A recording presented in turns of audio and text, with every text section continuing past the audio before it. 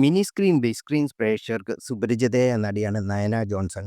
കൂടെവിടെ എന്ന പരമ്പരയുടെ വിവിധ റിയാലിറ്റി ഷോയിലൂടെയും ആണ് നയന ആരാധകരെ പരിചയം നേടുന്നത്.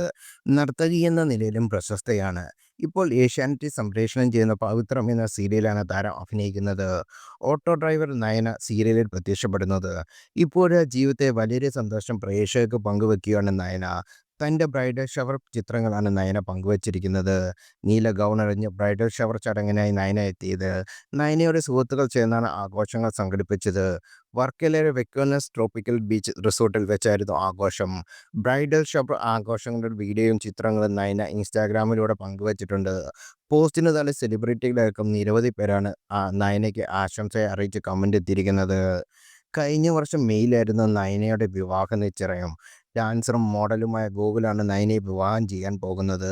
പ്രണയവിവാഹമാണ് ഇരുവരുടെയും. വീട്ടിൽ നിന്ന് നിരവധി എതിർപ്പുകൾ ഉണ്ടായിരുന്നെന്നും പ്രണയം വിവാഹത്തിലേക്ക് എത്തിക്കാൻ എല്ലാവരുടെയും സമ്മതത്തിനായി താൻ ഒരുപാട് കരഞ്ഞിട്ടുണ്ടെന്നും എൻഗേജ്മെന്റ് ചിത്രത്തിൽ പങ്കിട്ട നയന കുറിച്ചിരുന്നു.